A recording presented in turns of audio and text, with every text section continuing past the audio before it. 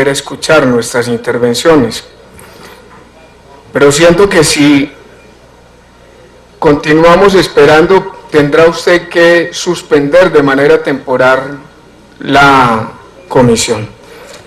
Entonces avanzar, usted ahora me da el uso de la palabra cuando él llegue, pero vamos a tratar de enfocar, doctor Laureano, el debate que en buena hora usted le plantea a la comisión y al país.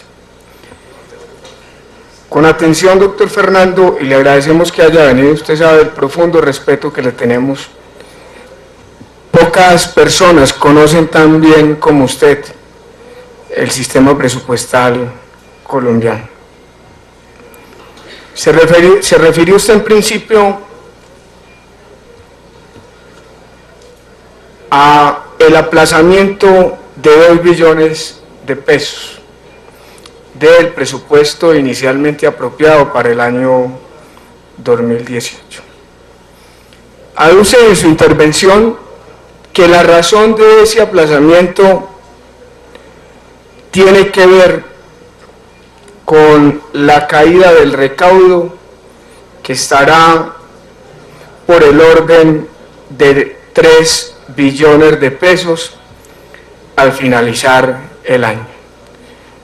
Cuando extra micrófono le preguntaba cuál era la razón, hacía referencia usted a que lo que esperaban recaudar con el IVA, que fue la columna vertebral de la última reforma tributaria que adelantó el gobierno del presidente Santos y el anterior Congreso de la República, del cual hice parte, no puedo dejar pasar la oportunidad de cobrar lo que en aquel momento públicamente advertí y con mi voto negué, que ese supuesto de aumentar 3 puntos del IVA, en vez de generar más ingresos, lo que iba a generar era una desaceleración de la economía colombiana, y sus palabras nos están dando hoy la razón. Segundo, ejecución presupuestal, apreciado Laureano.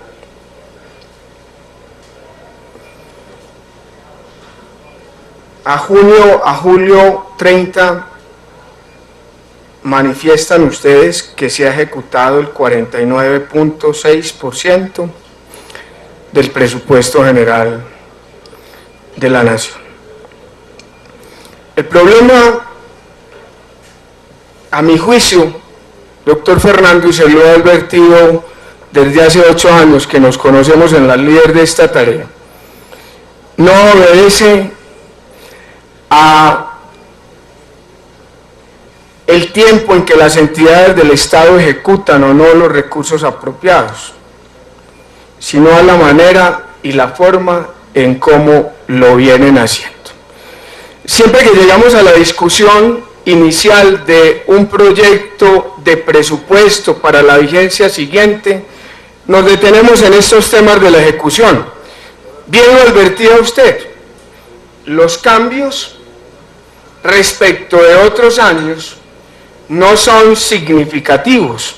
Generalmente siempre por estas épocas el presupuesto está ejecutado por el orden del 47, 48, 49%. Y eso tiene sentido en la medida en que el presupuesto colombiano, y no lo digo yo, lo dicen los expertos, es tal vez uno de los presupuestos más inflexibles de América Latina. Quienes saben del tema manifiestan que nuestro presupuesto tiene un grado o un porcentaje de inflexibilidad de cerca del 95%. ¿Qué significa eso? Que casi todo lo que nosotros autorizamos cuando aprobamos el presupuesto ya está predeterminado por compromisos previos que tienen origen en una ley o en la Constitución, y que en estas discusiones no tenemos nosotros la posibilidad de cambiar, modificar, y nuestra tarea termina siendo simplemente la tarea de notarios, de ponerle nuestra rúbrica a un presupuesto que no podemos cambiar. El margen que tenemos, sobre todo para direccionar los recursos que están ahí definidos, la reinversión, es un margen mínimo. Luego, cuando usted compara esa inflexibilidad del presupuesto con los niveles de ejecución presupuestal, pues observa con facilidad que, como usted lo planteaba, el promedio de ejecución presupuestal es un promedio normal que pocas veces cambia o varía. Y decir quiénes son buenos o malos ejecutores, pues es una tarea dispendiosa y me parece subjetiva, porque el hecho de que una entidad tenga el 56% de ejecución presupuestal a esta época no necesariamente significa que en esa entidad sean buenos ejecutores.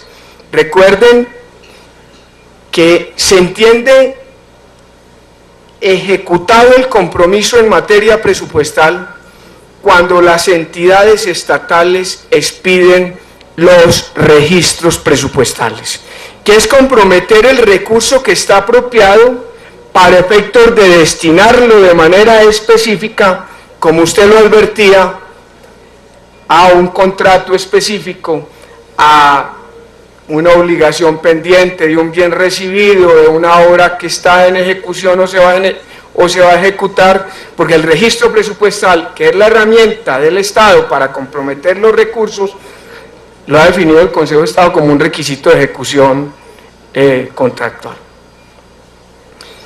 Advierto eso porque hay muchas entidades, doctor Laureano, usted que está tan interesado en el tema, que celebran convenios interadministrativos o contratos interadministrativos con terceros ejecutores, trasladan el recurso o no lo trasladan, lo comprometen a través de ese convenio, se entienden como ejecutado, pero ojo, no obligado, no pagado. Lo que hay ahí es una ejecución ficticia que en esta información nosotros no tenemos la capacidad, apreciado doctor Fernando, de advertir. ¿Por qué?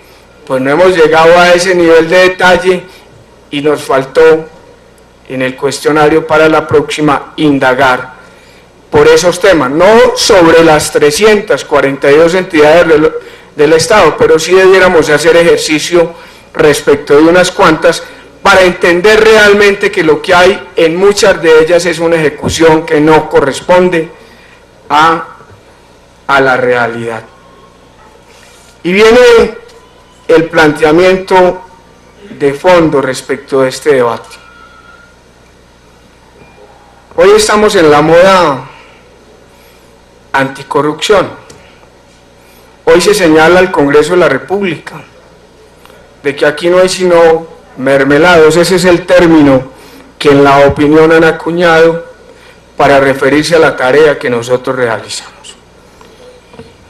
Y cuando uno de fondo empieza a analizar cuáles son las circunstancias que posibilitan que estos fenómenos de corrupción, especialmente en la contratación estatal, que es por ahí por donde se ejecuta el 70% del presupuesto público del país, se da cuenta que la falta de planeación presupuestal, que es un principio fundamental en el sistema presupuestario colombiano, hoy no se está cumpliendo. Y es el mismo gobierno y también el Congreso que a veces se deja de imponer esas solicitudes. Claro que la figura de las vigencias futuras, que es una figura jurídica excepcional al principio de anualidad en materia fiscal, permite planear presupuestalmente la ejecución del gasto, hoy está siendo bien utilizada. Y esa no es mi discusión. Mi discusión pasa por lo que se denomina rezago presupuestal. ¿Y qué es el rezago presupuestal? Son los recursos de una vigencia que no se ejecutan en la misma vigencia y pasan a la vigencia siguiente. Y aquí se inventaron hace mucho tiempo una figura que es la excepción a la regla general de las excepciones en materia del principio de anualidad presupuestal, y es la figura de la reserva presupuestal, apreciado presidente. ¿Y por qué digo que hay falta de planificación presupuestal? Porque cada vez que la Contraloría General de la República le presenta a este Congreso la cuenta del presupuesto general de la Nación, el principal hallazgo que hacen es cómo los sectores del gobierno nacional han venido mal utilizando esa figura para efectos de pasarse por la faja las normas y generar desorden presupuestal. Muchos de estos recursos que están ahí planteados en la ejecución presupuestal terminan siendo ejecutados en los 2 últimos meses del año, sin vigencias futuras, y los contratos que en teoría y por ley debieran terminar a 31 de diciembre, terminan pasando a la vigencia fiscal siguiente con esa figurita de la reserva presupuestal que le da la posibilidad a los entes públicos, sin haber adelantado el proceso de vigencias futuras, que es lo que establece la ley, para efectos de poder continuar ejecutando y pagando en las vigencias siguientes.